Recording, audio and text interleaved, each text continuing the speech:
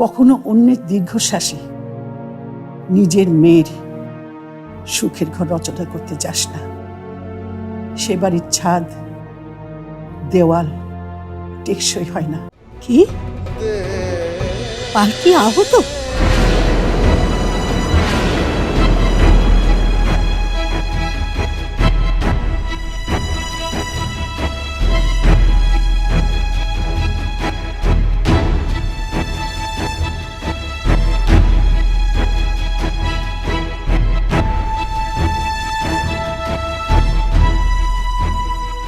আমি বলছি মেয়েটাকে বের করে দাও, কোনো খয়রাতি হসপিটালে দিয়ে দাও। বাংলাদেশে তার হসপিটালের কোনো অভাব নেই, ওখানে তো গরিব দুঃখীদের চিকিৎসা হয়। ওই মেয়ের চিকিৎসা আমার বাড়িতে হবে না। কি বলছো তুমি? মেয়েটাকে এই অবস্থায় ফেলে রাখো? ডাক্তার তো দেখছে। দেখুক, তাতে কি হয়েছে? কিন্তু যখন থানা পুলিশ হবে তখন কি হবে? কে নেবে দায়িত্ব? এই পরিবারের মান সম্মান আভিজাত্য সব যাবে। আভিজাত্য? আভিজাত্য আভিজাত্যটাই দেখলে বাড়ির বউটা কোনো ব্যাপার না। বউ?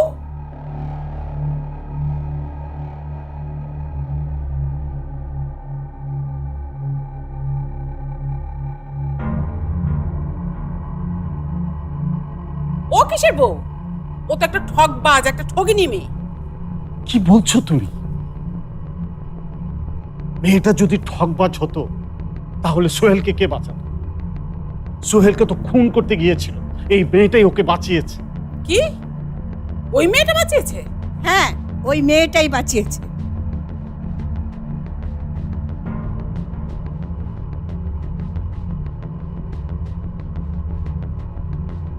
রহম করো, তোমরা এবার এই মেয়েটার উপর একটু রহম করো।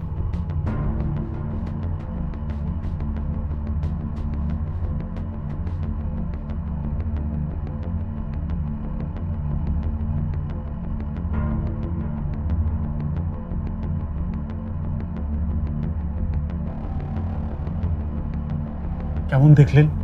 ভয় পাওয়ার কোনো কারণ নেই, তেমন কিছু না, সামান্য লেগেছে, স্টিচও লাগেনি। আমি ফার্স্ট এড করে দিয়েছি, কোনো সমস্যা নেই। বাই দ্য ওয়ে, মেয়েটিকে? মেয়েটা হচ্ছে গিয়ে ও কাজের লোক, আমাদের বাড়িতে কাজ করে।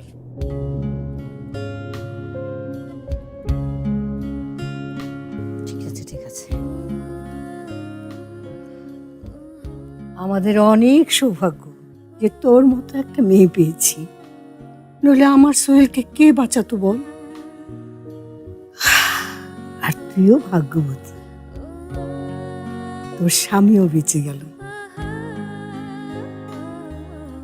নে, তুই শুয়ে পড়, আমি মাথায় হাত বুলিয়ে দিচ্ছি, ঘুমিয়ে পড়তো। শো। দাদি, আপনার নাতি কই? আমার নাতি?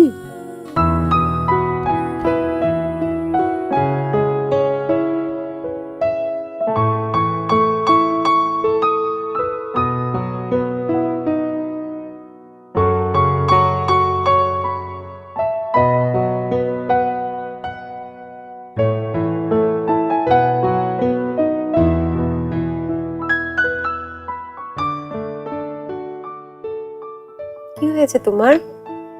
কথা বলছো না কেন? কথা বলছো না কেন? কথা বলো। আমার কাছে থেকে তোমার পালকির কথা মনে পড়ছে, এটা কি আমার ভালো লাগে?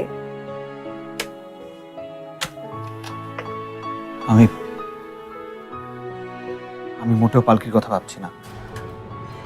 বিশ্বাস করো, বিশ্বাস করো তুমি, আমি ভাবছি এই ঘটনাটার কথা।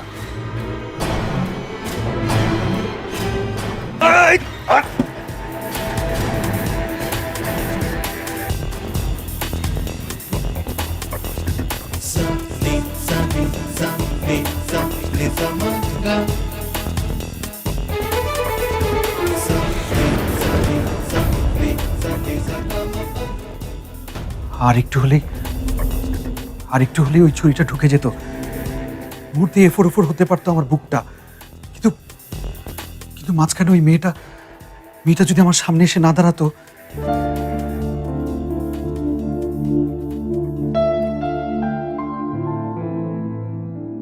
কি ব্যাপার, তোমার কি মেয়েটার উপর খুব সিম্প্যাথি জাগছে?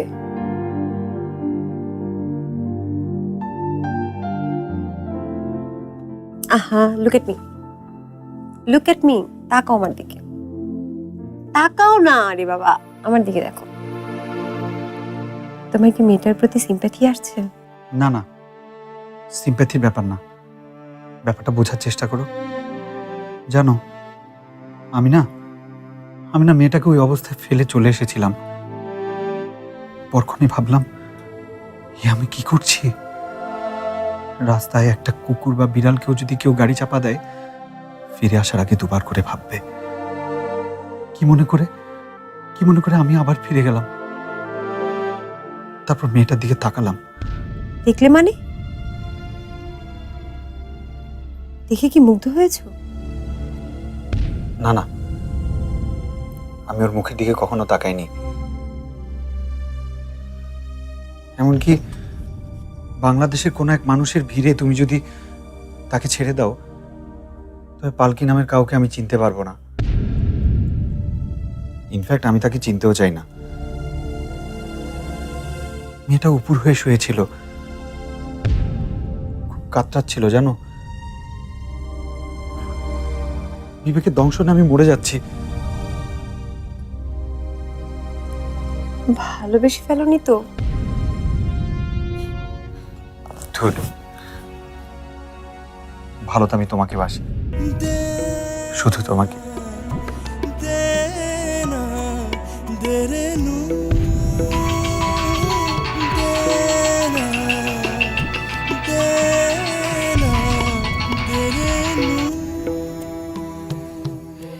হ্যালো, আপনি কোথায়? আপনি বাড়ি ফিরবেন না?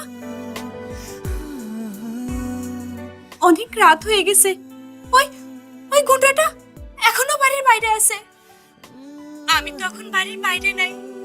দ্বিতীয়বার যদি আপনাকে বাসাতে উপস্থিত হতে না পারি, যদি পৌঁছতে না পারি, তাহলে মরে যাব। কে? কার সাথে কথা বলছো? হ্যালো, কে বলছো? আমি পালকি। কে? সাবা আপা? হ্যাঁ, তুই নাকি সিনেমার কায়দায় আমার ভালোবাসার মানুষটির জান বাঁচিয়েছিস। আমি তোর কাছে অনেক গ্রেটফুল। তুই আমার জন্য অনেক করেছিস, বুঝলি? আমি যখন বাড়িতে আসব, তোর জন্য অনেক গিফট নিয়ে আসব। তুই যা যা চাইবি আমি সব কিছু তোকে এনে দেব। তার সাথে একটা রিকোয়েস্টও করব, ওই বাড়ি ছেড়ে তুই চলে যা, কারণ ওই বাড়িতে বউ হয়ে আসবো আমি। মাফ করো সাবা আপা, পদ্মার উপর দিয়ে অনেক পানি গড়িয়ে গেছে। মানে? এই বাড়ির বউ এখন আমি, তুমি নাও। এই বাড়িতে এখন যদি কেউ বউ হয়ে থাকে, সেটা আমি। আর আমি এখন এই বাড়ির বউ হয়ে মরবো। মরণ বাচন সে তো ওপরওয়ালার হাতে, কিন্তু সোহেল আমার ভালোবাসা, আর সে আমার স্বামী। পালকি, মাফ করো সাবা আপা, ছোটো মুখে বড় কথা বললাম। তুমি আমার স্বামীরে বাড়ি পাঠায় দাও, তার জন্য খাবার তৈরি হয়ে গেছে। সে না খাইলে যে আমি খাই না।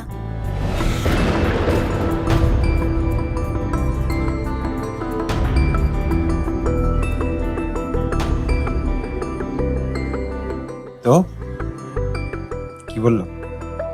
খুব বড় বড় কথা বললো মেয়েটি। তোমাকে ছাড়া নাকি সে খাই না।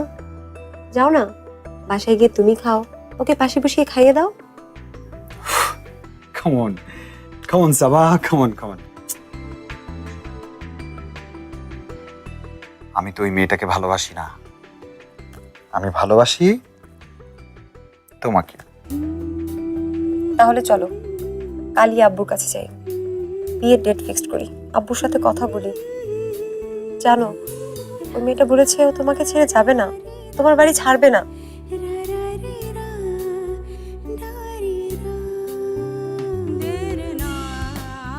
জানতাম এটাই ওর প্ল্যান। এই বাড়ি ও ছাড়বে না। তবে আমিও তোমাকে কথা দিচ্ছি, আমি কোনোদিন ওকে অ্যাকসেপ্ট করব না, কোনোদিন না। তাহলে কাকে অ্যাকসেপ্ট করবে?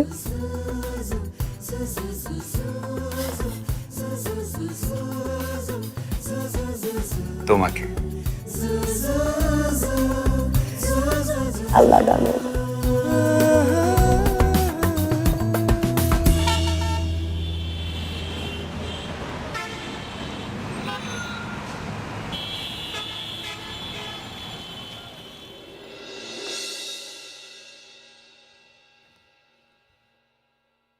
দাঁড়াও, এত রাতে কোথা থেকে আসা হচ্ছে? আমি সাবার কাছে গিয়েছিলাম। বাহ, নির্লজ্জের মতো আবার সে কথা বলছো? না দাদি, নির্লজ্জের মতো নই। আমি বাড়ির সবার কাছ থেকে অনুমতি নিয়ে গেছি। আব্বু, আম্মু, বাড়ির সবার অনুমতি রয়েছে এবং আমি নিশ্চিত তুমিও আমাকে অনুমতি দেবে। দাদি, আমি সাবাকে বিয়ে করতে চাই। আমার অনুমতি তুমি কখনোই পাবে না। সেটা আমার দুর্ভাগ্য তাহলে। তবে বিয়ে কিন্তু হবেই। তুমি কিন্তু মুখে মুখে তর্ক করছো। সরি দাদি, তার জন্য আমি ক্ষমাও চাইছি। কিন্তু তুমি না আমার ব্যক্তিগত জীবন সম্পর্কে খুব বেশি নাক গলিয়ে ফেলছো। সোহেল, ঝগড়া করবেন না দাদি, ওনারে বকবেন না। কে?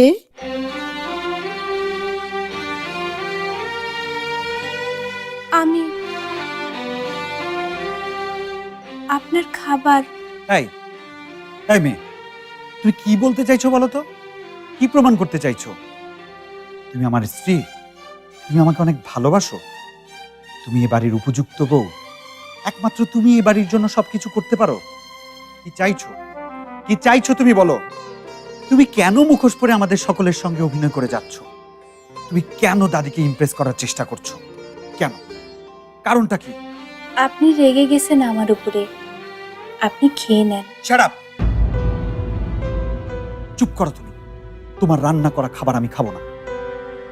বাচ্চা ছেলের মতো আপনি একটা ছোট্ট শিশু, সব সময় রেগে থাকেন। আমি কিছু মনে করি না, কারণ আমি জানি স্বামীর রাগ পরে ঠিক অনুরাগে পাল্টে যাবে। নেভার, কখনো না। আমাকে এখন রাগ অনুরাগ শেখাচ্ছ তুমি? খেয়ে নেন। খাবো না, খাবো না আমি তোমার হাতে।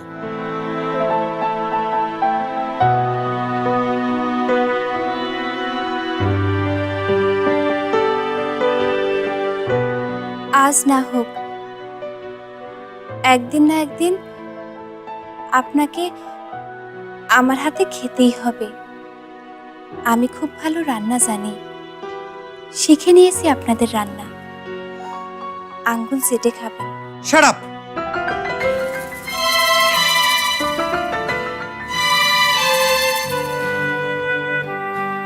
ফাজলামো করা হচ্ছে আমার সঙ্গে? মজা করা হচ্ছে? মজা তো আপনি আমার সাথে করতেছেন। ঘরে স্ত্রী থাকা সত্ত্বেও সাবা আপার সাথে এত রাতে দেখা করতেছেন, একসাথে থাকতেছেন। লোকে কি বলবে? এতে করে কি আপনাদের পরিবারের আভিজাত্য বাড়বে, না সম্মান বাড়বে? আমাকে অ্যাডভাইস দেওয়া হচ্ছে, আমাকে উপদেশ দিচ্ছ? উপদেশ না,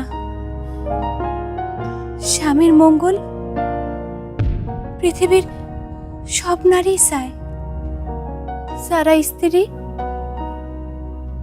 তারাই স্বামীর মঙ্গল চায়। একবার ভেবে দেখেন তো,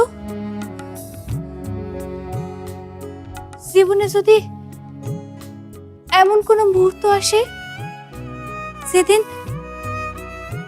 আপনি আমারে ভালোবাসতে পেরেছেন, সেই দিন আপনি সমস্ত কথার মানে খুঁজে পাবেন। যা আমি বলতে চাইছি।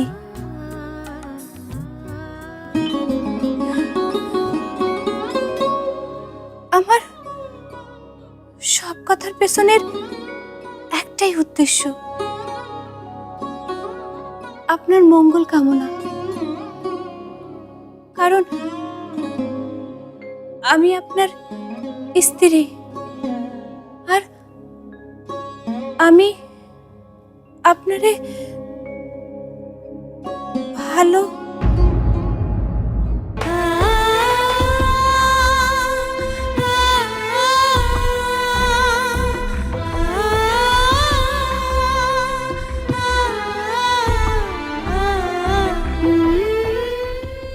এই মেয়েটার দেখছি কই মাছের জান, কি করে এত সহ্য করে কে জানে।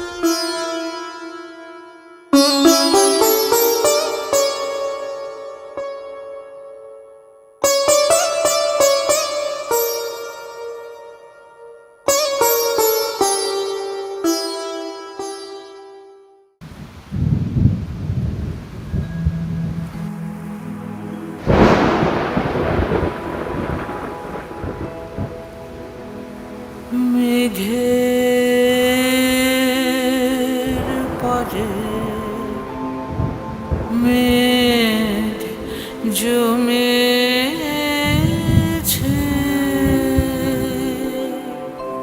আধার করে আসে। আমি যখন বাড়িতে আসব তোর জন্য অনেক গিফট নিয়ে আসবো। তুই যা যা চাইবি আমি সব কিছু তোকে এনে দেব। তার সাথে একটা রিকোয়েস্টও করব, ওই বাড়ি ছেড়ে তুই চলে যা। একা দ্বারের পাশে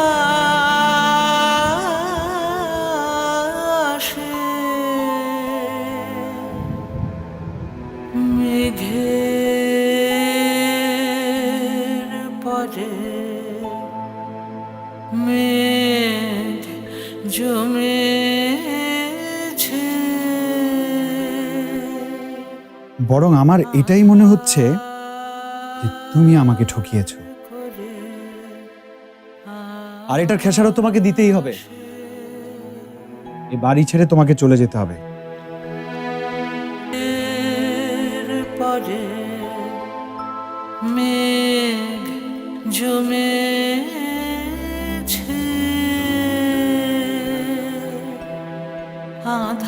আধার করে।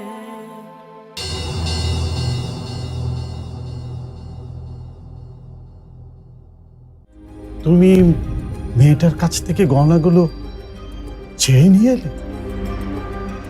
হ্যাঁ, যদি চুরি হয়ে যায়? ছি ছি, তুমি কি, তোমার মনে হলো মেয়েটা চোর?